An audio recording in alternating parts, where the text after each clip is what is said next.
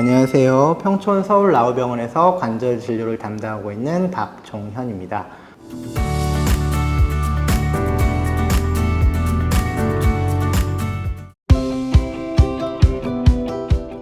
오늘은 어깨의 재발성 탈구라는 질환에 대해서 같이 알아보는 시간을 갖도록 하겠습니다. 먼저 우리가 어깨의 재발성 탈구라는 질환을 논하기 이전에 보통 습관성 탈구라는 표현들을 많이 하시는데 그 의사들은 그걸 구별해서 얘기를 합니다. 내가 뭐 그냥 어깨를 그냥 넣다 뺐다 할 수 있고 그런 것들은 습관성 탈구라 해서 우리가 이제 정형외과적으로 어떤 치료의 대상에서는 제외해요. 우리가 여기서는 어깨의 재발성 탈구에 대해서 말씀드릴 텐데 그 재발성 탈구에 대해서는 크게 또 두 가지로 나눕니다. 단방향성 불안정성, 주로 어깨가 다친 적이 있고 내가 주로 이런 동작에서 다치면서 어깨가 빠지거나 이런 동작을 할 때마다 불안하고 자꾸 빠지려고 하는 그런 단방향성 불안정성이 있고요. 다방향성 불안정성이라고 해서 내가 이제 뭐 이런 동작에서 어깨가 쭉 내려가고 다양한 여러 방향으로 어깨가 좀 불안정한 느낌을 가지는 거. 그 다방향성 불안정성은 다친 적이 없고 양측성으로 좀 많이 나타나고요. 기본적으로는 어깨 관절을 구성하고 있는 관절 주머니, 거의 콜라겐이라는 성분들이 구성하고 있는데 그것들이 일반인들하고 타입이 좀 달라서 관절이 원래 유연해서 빠지는 분들입니다. 그런 분들은 선천적으로 그런 것들이 있기 때문에 보통 우리가 의사들이 수술적인 치료를 하고 그런 불안정성하고는 좀 달라요. 주로 우리가 재발성 탈구라고 해서 말하는 그 불안정성은 단방향성 불안정성, 주로 내가 이런 동작에서 어깨가 빠진 적이 있고, 우리가 어깨가 이런 동작에서 빠진다는 거는 정확하게 말하는 무슨 의미냐면 우리가 이 견갑골은 이렇게 평평해요. 근데 거기에 팔도 동그란 게 이렇게 올려져 있습니다. 평평한 거 위에 동그란 게 올려져 있으니까 장점이 각도를 좀 여러 방향으로 각도가 가장 잘 나와요. 우리가 모든 관절 중에서 어깨가 가장 가동 범위가 큰 관절인데 그런 장점이 있지만 또 쉽게 빠질 수 있는 불안정성이 있습니다. 불안정성이 있는데 그런 거에 안정성을 부여해주기 위해서 엑스레이는 보이지 않는데 관절하순이라는 것도 이렇게 펜스 역할을 해주는 것들이 있어요.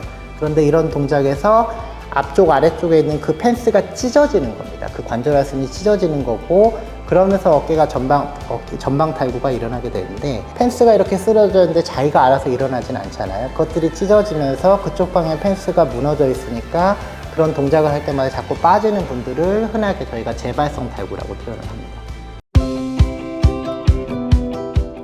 아까 말씀드렸던 다방향성 불안정성, 내가 다친 적이 없고 관절도 원래 유연해서 자꾸 빠지는 듯한 느낌이 든다라는 분들은 기본적으로 치료 자체가 비수술적인 치료, 그러니까 관절막들이 원래 유연해가지고 빠지는 분들이 있기 때문에 홈에서 뭐를 보강한다고 해서 결과가 좋고 그러지 않아서 근육들을 강화시키는 운동을 꾸준히 하시라고 합니다. 물론 뭐 드물게 수술적인 치료를 하는 경우도 있지만 그런 근력 운동을 꾸준히 하는 게 첫 번째 가장 중요한 치료라고 생각을 하시면 되겠고요.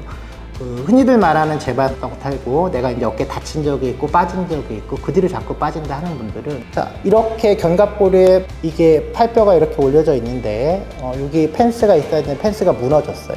그러면 내가 그쪽 방향 할 때마다 이게 자꾸 이렇게 빠진다면 다른 식으로 뭔가를 해서 이게 해결이 되진 않거든요. 그래서 이 펜스를 다시 일으켜 세워야 됩니다. 그래서 탈구가 자꾸 재발되는 분들 같은 경우는 기본적으로 그 무너진 펜스를 일으켜서 꼬매주는 수술적인 치료가 치료 원칙입니다. 치료 원칙이고 사실은 이런 경우에 근력 운동을 좀 많이 물어보시는데 그 재발되지 않은 분들 같은 경우는 적절한 근력 운동이 도움이 될 수 있지만 2번 이상 반복해서 빠진 분들 같은 경우는 수술적인 치료를 하지 않는 이상 이것들은 자꾸 재발된다 그렇게 생각을 하시면 되겠습니다. 어깨가 탈구됐다, 다쳐서 탈구됐다라는 말의 의미는 내가 이것들이 빠지면서 거기 있는 펜스가 쓰러졌다는 얘기예요. 펜스가 쓰러졌다는 얘기고 펜스가 쓰러진 다음에 이게 자리로 왔어요. 그러면은 그게 다시 그 자리로 가면 있어야 될 펜스가 없으니까 그냥 또 빠지기가 쉽겠죠. 그래서 한번 빠졌던 분들은 재발될 수가 있습니다. 근데 이게 나이랑 상관이 있어요. 보통 만 22세 이하에서는 60% 이상에서 재발이 된다고 보고요. 오히려 이 질환은 나이가 많을수록 재발이 적습니다. 40세 이상에서는 보통 20% 조금 넘는 비율이 재발되고 60세 이상에서는 10% 정도만 재발되는 걸로 봅니다. 펜스의 역할이 뭐예요?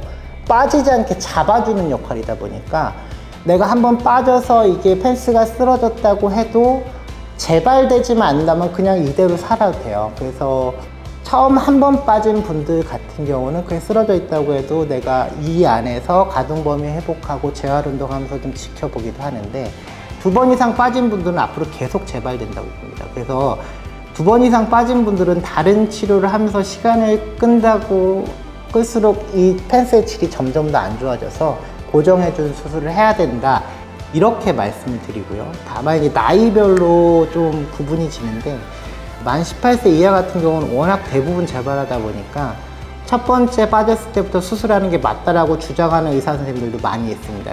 40세 이상에서 빠질 때, 40세 이상에서는 아까 오히려 재발이 적다고 했죠. 그건 장점인데, 우리가 어깨가 빠지면 이 관절하순만 찢어져야 되는데, 나이가 들면 여기를 덮고 있는 회전근개 파열도 동반되는 경우가 있어요. 보통 40세 이상에서는 한 20% 정도에서, 그리고 특히 60세 이상에서는 40% 이상에서 회전계팔이 동반된다고 돼 있고, 그러니까 요약을 하면 젊은 분들은 관절하순만 빠진다, 관절하순이 찢어지면 한 번 빠질 때는 좀 살아도 되는데 2번 이상 빠지면 수술해서 꼬매야 된다. 40세 이상에서도 기본적인 원칙은 맞는데 회전근개파열이 동반되는 경우가 있고, 처음 빠졌을 때 회전근개파열이 일어났다, 그런 경우 꼭 수술해야 된다고 말씀을 드립니다. 그래서 연령이 많을수록 오히려 처음 빠졌을 때부터 정밀 검사를 해서 동반된 회전근개파열인지 확인을 하는 게 굉장히 중요합니다. 병원에 가서도 설명을 못 들으시는 경우가 많더라고요. 내가 어깨가 빠졌다는 게 정확하게 어떤 의미인지 정말 10번 이상 빠졌는데도 그걸 모르시는 경우가 많아요. 그래서 오늘 좀 정리가 대략 되셨을 거라고 생각을 하고요. 우리가 어깨가 다치면서 빠진다는 건 다시 정리를 하면 관절하순이 찢어진다는 얘기고, 그게 2번 이상 재발될 때는 빨리 수술적인 치료하는 게 원칙이다. 그리고 고령일수록 오히려 재발은 적다. 재발은 적은데 회전계팔이 동반되는 경우가 있기 때문에 고령에서 어깨가 빠진다, 40세 이상에서 어깨가 빠진다라고 하면 처음부터 동반된 회전계팔인지 확인하는 게 굉장히 중요하다. 이게 가장 핵심적인 거라고 하겠습니다. 이런 내용들을 잘 아시고, 그러니까 본인에 맞게 치료를 잘 받으시면 되겠습니다. 네, 이상입니다. 감사합니다.